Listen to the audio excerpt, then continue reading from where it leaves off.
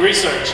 Today's discussion is titled From the Lab to the Field, How Science is Redefining Sports. And I'm very honored to serve as the moderator in this next session. And our next session is going to be completely conducted in English. Okay, so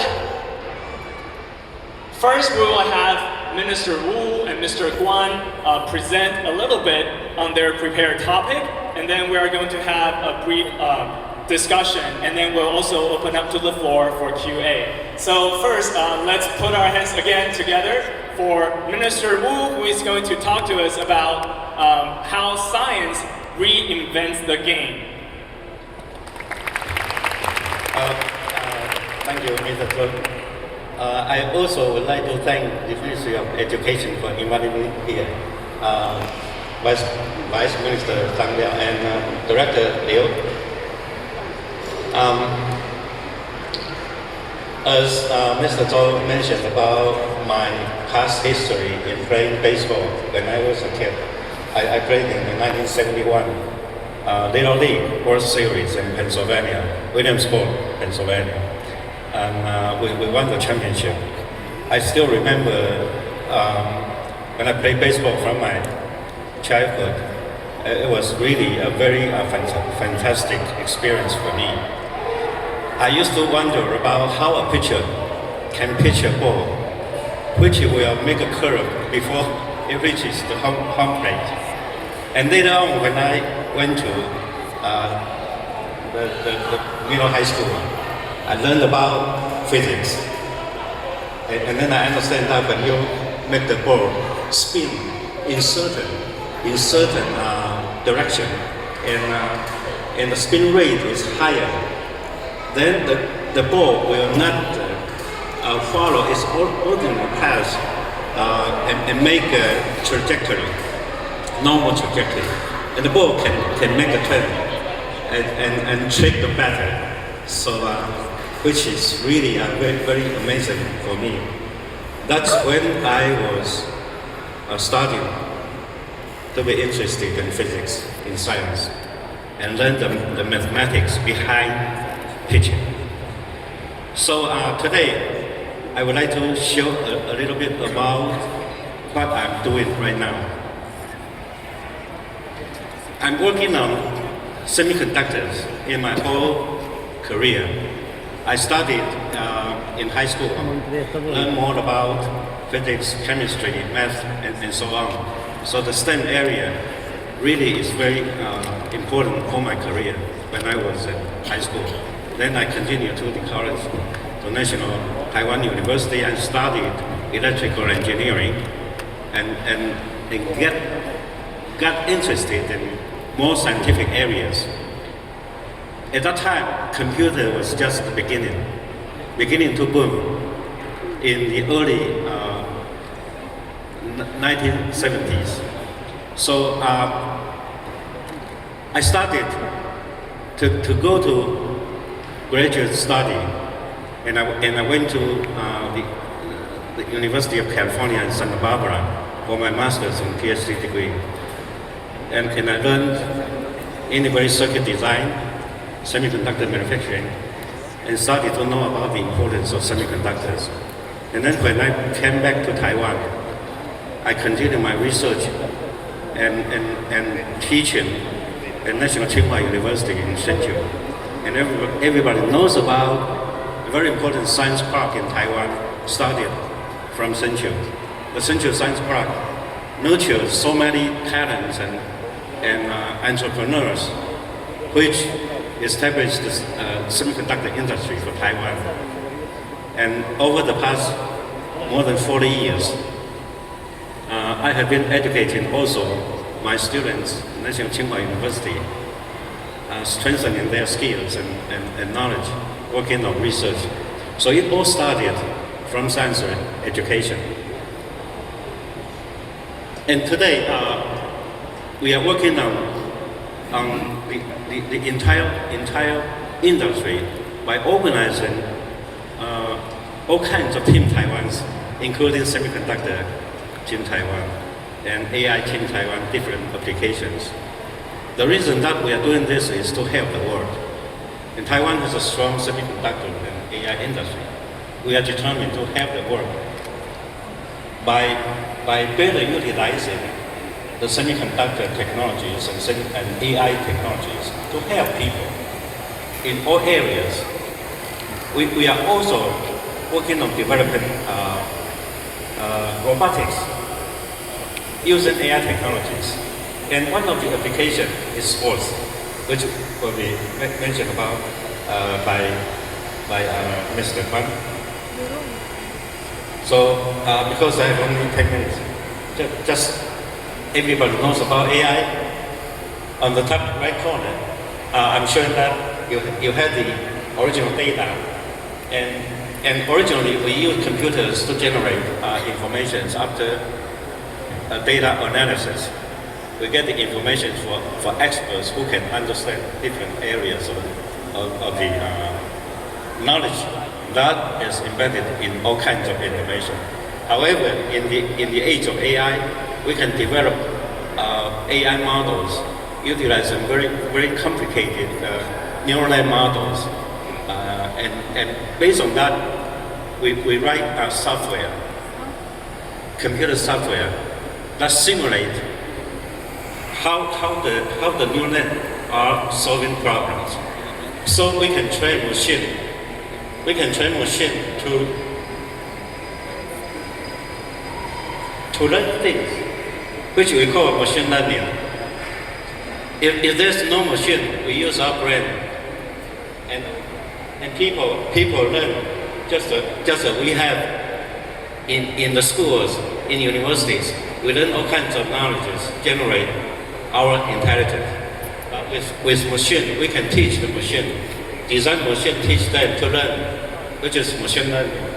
Then, if the machine is scalable in its computing power, in its computing speed, in its storage, and so on, the machine can generate much higher capability than human beings in certain area. So we can train machine to be a good coach for kids to play baseball using machine learning, using artificial intelligence. So that is what Mr. Guan is doing right now. And we can analyze players, just like a coach, watching the players, how we train them to be a good player in the future.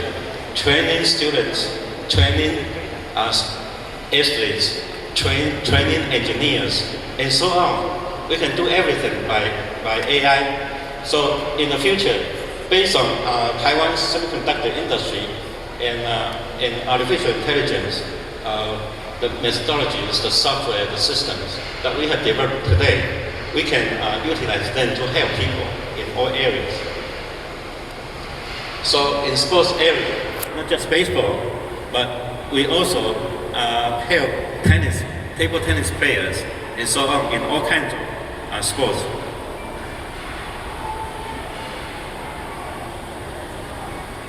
This is called video stitching. You have different 2 or 3 cameras, and then you can stitch the video to show a virtual camera around the scene.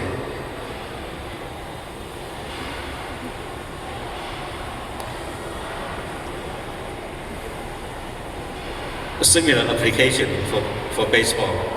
So umpire can make a better judgment of the event. And then this is myself. I was being analyzed by Mr. Guan's technology, showing that when I hit the ball, and the ball's initial speed, exit speed of the ball, and the angles, and maybe the trajectory, and so on, and then the AI system can analyze my motion and body gesture and so on, so can give me suggestions for improvement.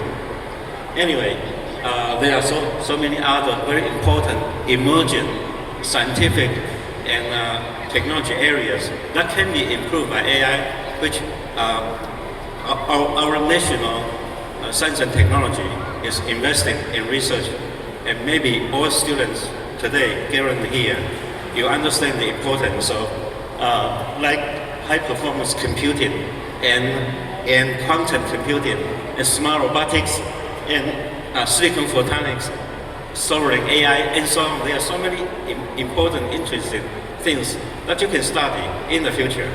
But anyway, science education at this stage for you is very important.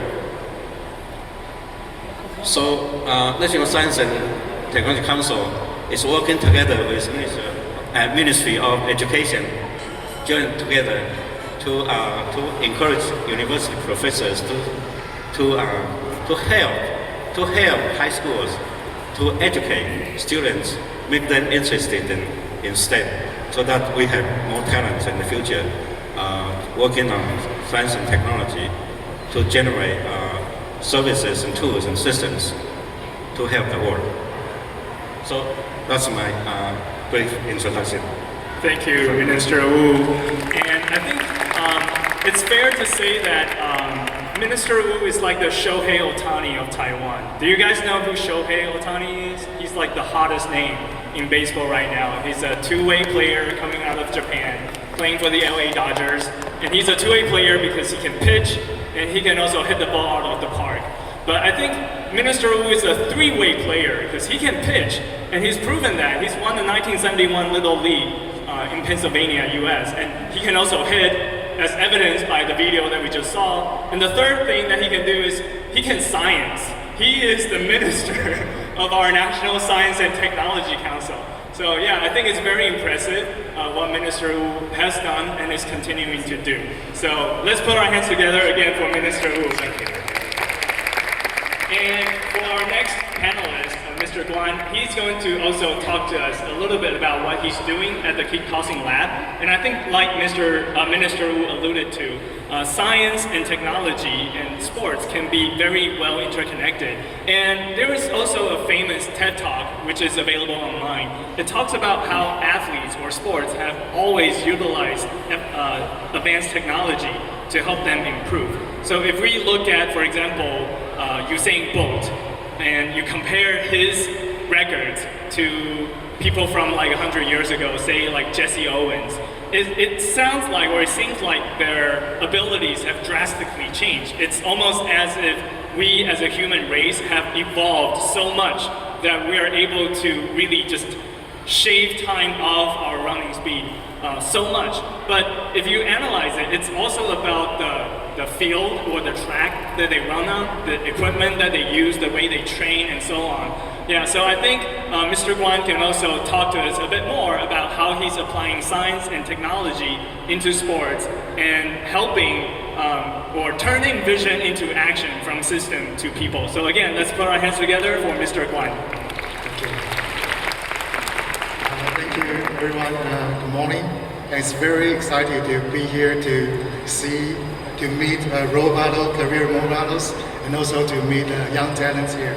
And I'm here not to talk about like big technologies. I'm just here to share some small ideas and some like my own stories about how to turn like from your passion to a vision and then to action in order to finish something.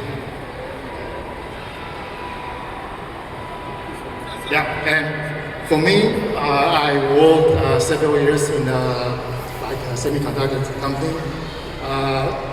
In that world, it was very precise. You have to care about everything. And sometimes you work with many smart people, and sometimes very demanding customers. And yeah, it's a very intense environment. Everything needs to be measured, needs to be optimized carefully. But when I go back to baseball field every weekend, I found out things are different. It's like nothing is measured, nothing is record, and people just working very hard, but not connect to the outcome. And at that time, I always feel it's not complete. Something needs to be done, needs to be finished.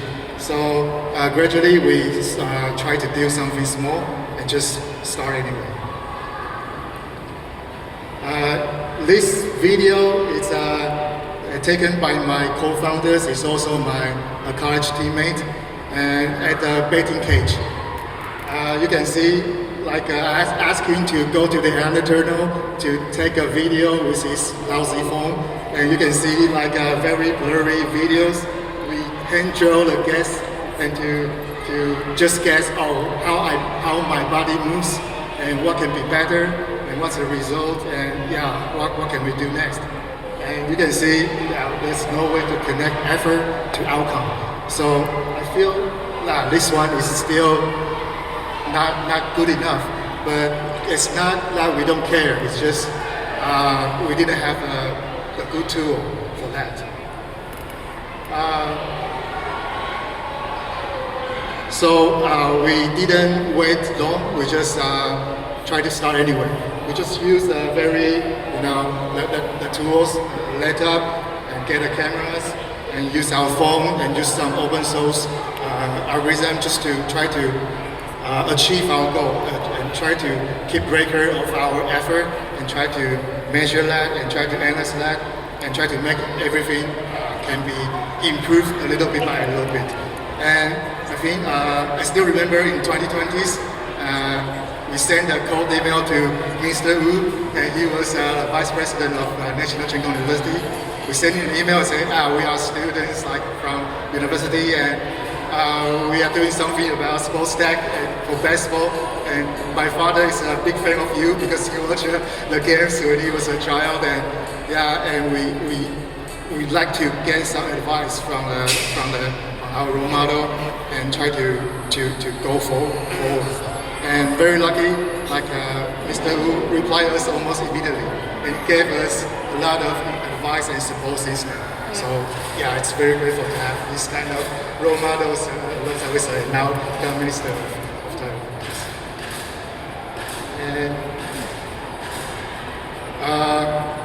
And for this one, we start gradually build the tools that we think might work in our daily practice. So I think the data means nothing if a human didn't explain it or use it. So we intend together work with coaches and also the students, and we try to bring the tool into their daily practice. And gradually we have a chance to visit the grocery teams and also the elementary school teams, and they start using our products. And one day, one student just look at the numbers and say, is that actually my active velocity? Is that actually my launch angle? Am I really 100 kilometers? My X velocity is 100 less than Shohei Ohtani. And I say, yeah, you are 64 and Ohtani is 164. So he knows, okay, I have a long way to go. But for me, it really matters. It's like science, not abstract anymore. You can be used by even a small kid, even a coach he haven't used, he doesn't know what AI is. He can directly use the tools and benefit his daily work. So this really matters to us and really does some impact to the world, I think. And what we are trying to do is we're trying to from a demo gradually to a new normal, because we can see the coaches still working very hard daily to try to help their players, their students, but sometimes they don't have a right tool for that. So we try to build a smart system and a smart environment to integrate into their original environment. So they can still do their daily work, they don't have to change their routines, but we add some technologies, we keep the records available so the training doesn't end when the training ends. They can just continue analyze and plan very effective training plans in order to help their players more efficiently. And I think the next step is if you find something meaningful and you can start thinking how can we help more people with our product or systems. So we start to build some systems that can really integrate into the environment, like in school or in training facilities. so people can just use that, and you don't have to change a lot just to use it. And I think for this one, what we are doing is we now have a very like smart environment for daily practice, but there's no like lab everywhere. So we try to build a mobile app, so you can just use your phone as a very high-tech sports tech kit, and you can just download the app and then use your own phone's camera, and with the AI's help, you can capture your biomechanics data. You can check your exit velocity, launch angle, and you can have analyzed automatically to try to improve. And also, yeah, it's a very like a very difficult thing is from 0 to 1 is already very difficult, but from 1 to 100 is another thing. It's nothing about like technical. You have to try to lower the barrier of the new users. You have to try to make people willing to try new things. And yeah, I think that's another very big topic and challenge for like a new product or like startup companies. And yeah, but also we are very happy to see our product and really be like used by kids and players. Even like our Robin Carroll, it's like also MLB players, very famous, and he's also using our product. So for us, even we are not there yet, we are still on the way to success. But yeah, at least I feel, yeah, it matters and it really can change things. Analyzer. And I think the last message I want to share is, I think all you guys can feel that the order is changing now. In the past, you need to have a very through-flow, like a very strong background and very strong tools, or you have to have prepared a lot of resources to able to start things. But for now, you can just start anywhere because you have very like strong tools everywhere. You can just start and you learn new things and you iterate and then you can do everything you want. So I want to end with a small message here to share with everyone. I think the data is already here, so I think it's okay to just start anywhere. Thank you. Thank you, Mr. Guan. Let's put our hands together again for his insightful sharing. So I cannot agree with him more regarding like how amateur players, or even sometimes professional players too, like how they practice or how they train. In the past, it was, even though I just said that science and technology has always been part of sports, but conventionally, oftentimes people just rely on their instincts or like experience or intuition rather than using what's measurable and using numbers to back up their decision. So for many years, maybe, I'm not sure if kids today are old enough to remember this or if our international friends know this, but in the past, for many years, Taiwan's baseball has struggled to beat teams from Korea and Japan. And like there's a famous announcer, sports announcer in Taiwan. Like I remember this one game where we lost to Korea very like narrowly, and it was like very late in the game. We barely lost, and he cried on live TV saying, "Oh, 我想赢韩国." Like we really want to beat Korea. But in last year, or was it the year before, Premier 12, Taiwan was finally able to claim World Championship. And I think a lot of that, you know, the contribution is due to the way we started to use science and technology to improve the way we train and the way we perform. And there was a running joke. Again, I'm not sure if the joke is really like reflects the reality, but there was a joke that in the past, Taiwan's baseball teams suffer because our players and coaches never made any decisions based on numbers. Like when they were deciding whether or not to steal from first base to second base, they don't look at the numbers, they don't analyze the opponent's pitcher's mechanics, like how fast he releases his pitches, how fast the catcher is able to respond and react and throw to second base. It was purely because the coach said, yeah, let's try it, right? So again, it's just a joke. I'm not sure whether it's really valid or not, but I think we can really say at least right now, that's no longer the case. All the decisions we make in practice and on the field is backed up by science, by numbers. And I think it's truly great to see how science is now being applied so pragmatically and practically in the field of sports. So that leads me to sort of my next question. Oh, I think I forgot to introduce myself. Like those of you sitting there may be wondering, like, who's that Tony guy up there? Like, what credentials does he have to talk about sports and science? And you're right, I don't really have the credentials, but I am also an amateur athlete. I play for a team that's called the Taipei Predators. We're the first, and for a while we were the only full contact, full gear American football team in Taiwan. And I know when we talk about football, a lot of people will say, oh, American football is not real football. You guys don't use your feet. It's not really shaped like a ball. You should call it hen egg rather than football. But anyway, we were the first American football team in Taiwan. So that gives me a little bit of credential. Of course, I'm still very humbled in the face of Minister Wu and Mr. Guan. But yeah, that's who I am, just a brief introduction. So again, back to our topic. First question for our discussion. So both of you, and also myself included, we came from a sports background. So how did that shape you in your way, like your way of thinking when you think about science and innovation? Yeah, so basically, how does your sports background affect you think about, or your thinking about innovation and science? So maybe we can start with Minister Wu. Even though you alluded to that earlier, like you wanted to study how the ball will break or change before it hits the home plate, right? So could you elaborate a little bit more about that? Yeah, that's when I was a kid. I really wondered about how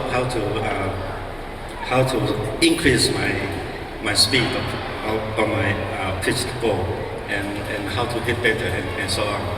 So now you understand that when I studied science, I really understand how biomechanics works and how to analyze our body, movement and gesture and so on. And then when I grew up more and more, I was quite interested in the American baseball. The Major League Baseball is really very important for my entire career. I understand that in the United States, there are so many professors, university professors, they are doing research about sports. And they study all kinds of data from MLB. And then that data generated the entire industry of sport technology from Major League Baseball. And that also migrated to NFL, to American football, and so on. By the way, congratulate you, because you are the only American football team in Taiwan, so you are national championship. By default, yes. So,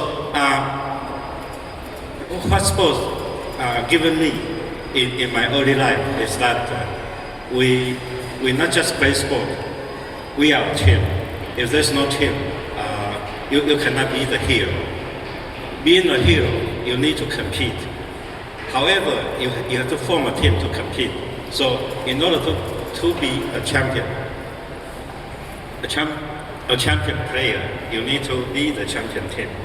So forming a team and help all the team members to be successful is very, very important. And be careful about not to injure yourself, not to overtrain the players, and so on.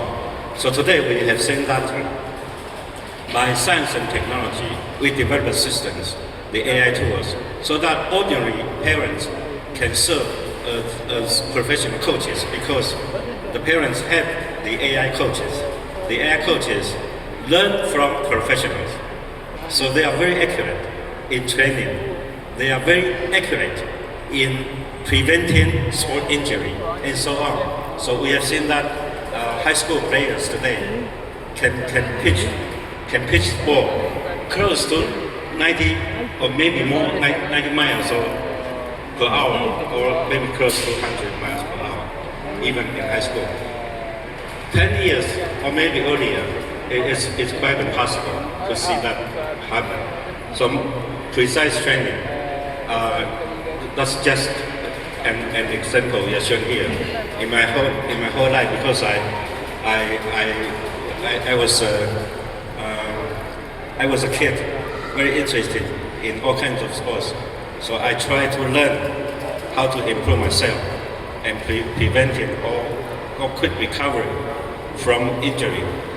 And I learned that we need to have better tools, better skills, and so on. That's how science gets in. So in order to develop such kind of tools, you need to learn math, you need to learn physics, you need to learn biology, because biomechanics is very important, and even chemistry.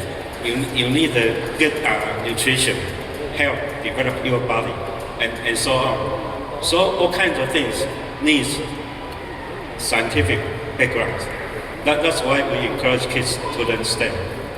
So it's very important for this kind of competition, that students know that in the future, in your whole career, any kinds of application that you go in any kind of job in the future that you engage, you need almost every job you need science behind it. Yeah, I really, again, want to echo and resonate with what Minister Wu said about how it takes an entire team to win championships. And I think by talking about team, it's not just the team that we see actually playing on the field, but also all the teams that are behind the scenes providing support. And I think that's also a testament of how sports and science can open up so many doors, because like Minister Wu said, you have to study the biomechanics, you have to have nutritional science, and you have all these teams of scientific experts who are there to help sports. And it really creates a value chain. It creates so many opportunities for aspiring scientists and students in the future. And also just about the advent of AI technology, the democratization of technology, and how that's enabling us to train smarter, not just harder. When I was still playing football for the Taipei Predators, our captain used to always say one thing. He would say, pain is weakness leaving your body. So when you feel hurt, when you feel it's very painful, don't stop. You're just getting stronger. And I'm like, no, I'm not getting stronger, I'm just getting hurt. So I think it's like, I really agree with what Minister Wu said. Now with such great science and technology, we can train much more intelligently and help our athletes, especially young athletes, to prevent sports injuries. Yeah. So, and how about you, Mr. Guan? What's your view on this question? Yes, and I feel very like for sports, it really teach me like how curiosity is important. Like I think it says here, the knowledge from curiosity. And for me, it's like Mr. Wu say, how can my fastball be faster? How can my curveball be like more curve? And I think people here is all very good at asking why. And I think that's also very important from sports. Why, like if my stride is 10 centimeters longer, then my X velocity is higher. But why, if I get my stride longer, I couldn't hit the curveball easy. But like you have to ask a lot of questions, and that question cannot be asked by anyone. It needs to be really from a patient. Like you have to really look into the daily practice, and you really try many things, and you pop up some very valuable questions. And why this one like this, and why not like that? And so the next step will be like the science will come in, because technology and science is not like, okay, I have technology, I try to use it somewhere. It's like I have a question to be answered. So I find a good technology, a good science able to explain or able to solve my questions. So I think it's really a very like a reasonable like pipeline. You first have patience, you discover very valuable questions, and you don't find like answers anywhere. Then you start finding a way, or you have to invent a tool, or you have to really ask some like a professional or for now you can always ask AI to get the solutions and to solve your problem. So I think the sports really teach me how like curiosity is important and how use like science and technology as a tool to solve your own problem. So I think that's what sports teach me. Yeah, I also agree with what Mr. Kwan said. Curiosity is really, really important. And I think curiosity is at the root of all sciences, right? Because science, fundamentally, it's about trying to figure out or understand the world around us and how everything works, how everything operates. And yeah, it's curiosity that's the linchpin underneath everything. And so for my next question, it's going to be a bit speculative, so we will need to rely on your expertise. But what role does AI or data analytics do you think can play in the future of sports? Maybe in terms of making sports safer, more smarter, more exciting, and so on. But also, like, aside from that, what do you think will the future direction be when it comes to how we apply science, AI, data analytics into the realm of sports? So again, maybe we can start with Minister Wu. Well, as I mentioned, it can help the coaches as a very small assistant. So better training and preventing sport injury and so on. But it can also help the coach to compete better in the game. Analyze the game events. You identify the events and then the event sequence, and then you know maybe the tactics, team tactics, which one is better. So you gotta win that next game, and you need to analyze your competitors, also your opponents, and so on. So the entire game, you need to record all the data. However, any human being can view the game with only one angle.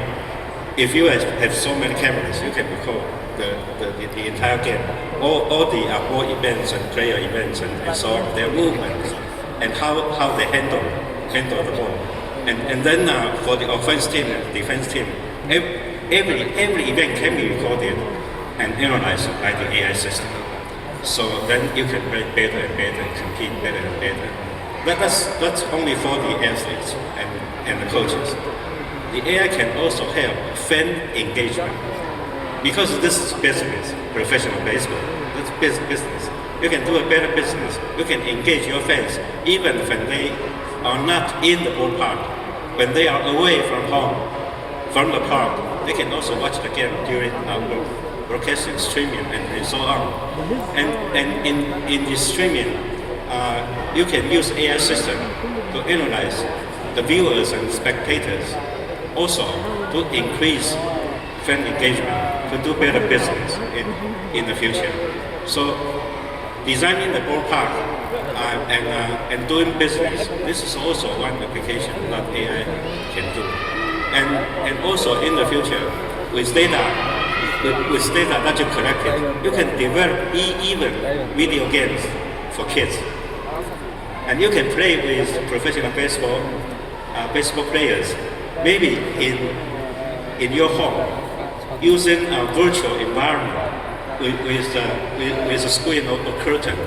You can play videos, projectors, and so on. You can play with your favorite players as your opponent, and so on. There's so many possible applications in the future for AI.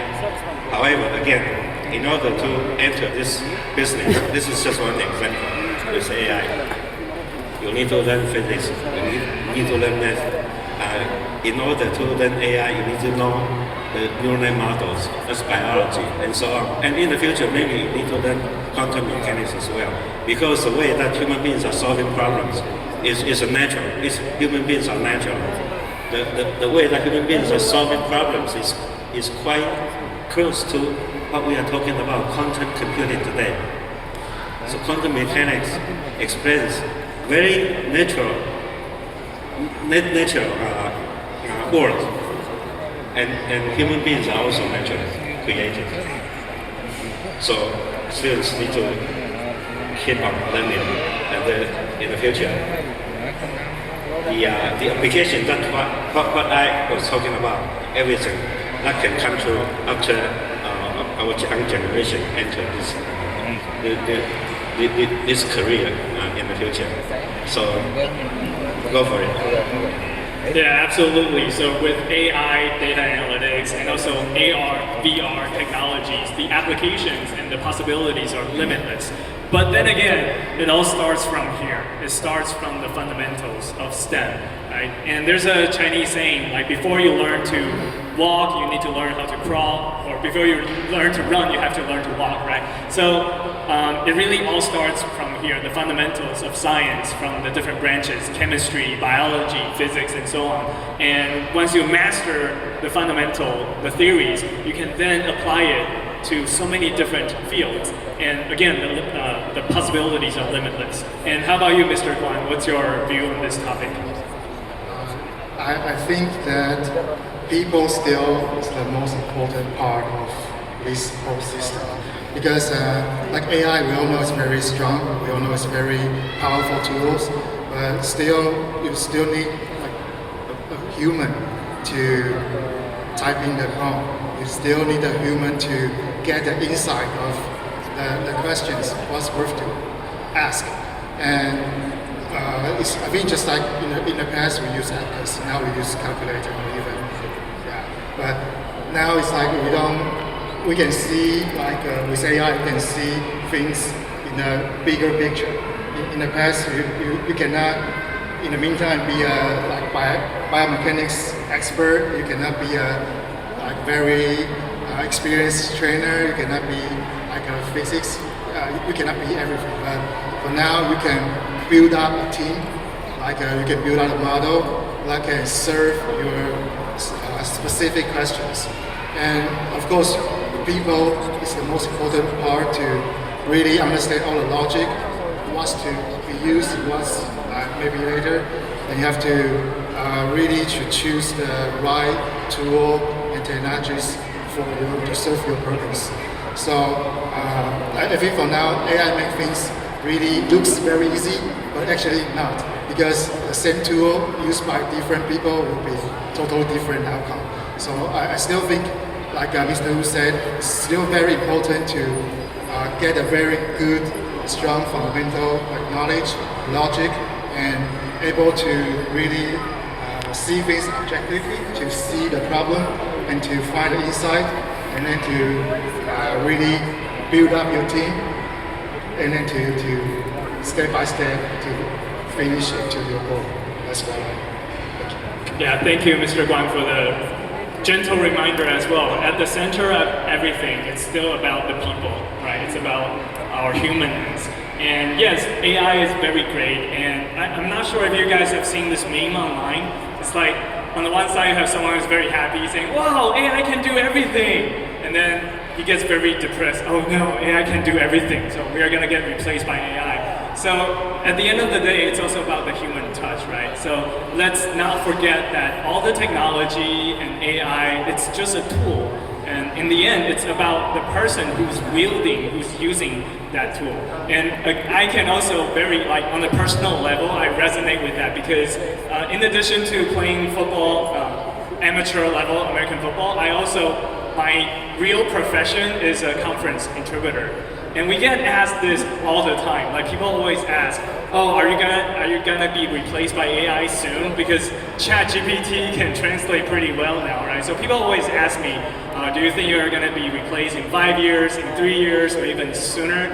And I always say, "Well, hopefully that won't happen until after I retire. After I retire, I don't really care what happens, but before I retire, please don't."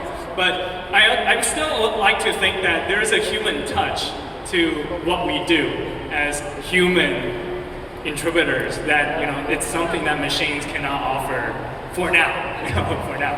But yeah, again, I think it's a great reminder that at the center of everything, it's really about us being humans and us using AI as a tool, and not just think of AI as the silver bullet or the panacea that's going to solve everything for us.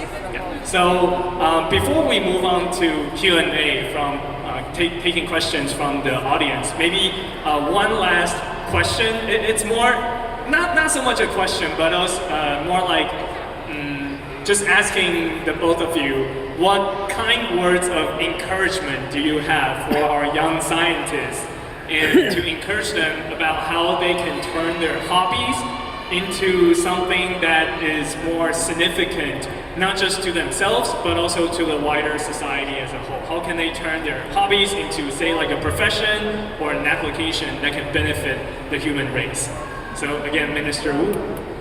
I encourage all the students to aim high.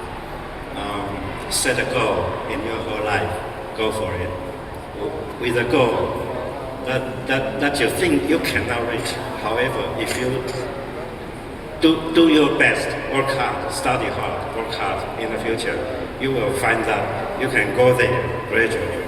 So be confident with yourself and continue your study, develop your potential, and aim high. Go for it. Exactly. So like that saying, right? Aim for the moon. So even if you miss, you land amongst the stars. Even though, like, according to science, that is complete bogus because the moon is much closer than the stars. Right? But anyway, you know what that means, right? So aim high and find a way. And even if you can't achieve the original goal that you set out to hit, you are going to accomplish something along the way anyway. And it's like in Chinese we say, 求其上者得其中. Right? So if you aim high, you're going to accomplish something. And how about you, Mr. Guan? For me, it's like I say, just start anyway. Because like Mr. Wu said, you aim high, and for now you have all the tools prepared. You can just start anyway. And really, it's like AI can help you to build a product, but it cannot help you to tell you what's worth building. So from a passion, from a hobby, I think it can let you see people not yet see the vision, like people not yet see, because it's from your hobby, it's from you what you love. So you can see question people not seeing yet. So aim high, and then I think it's okay to start anyway. So 万里之行始于足下, right? A 1,000-mile journey starts with the first step. So it doesn't matter what you do, you have to take that first step first. And I think that's also a very good reminder for all of us. Okay, so now we would like to open up to the floor. Does anyone have any questions for Minister Wu and Mr. Guan? It's a very great opportunity. So we are so lucky to have two heavyweight speakers, very honorable guests here on the stage with us. So please leverage this opportunity, seize this opportunity, and ask questions. And there are no such thing as dumb questions. So if you think of anything, just feel free to ask.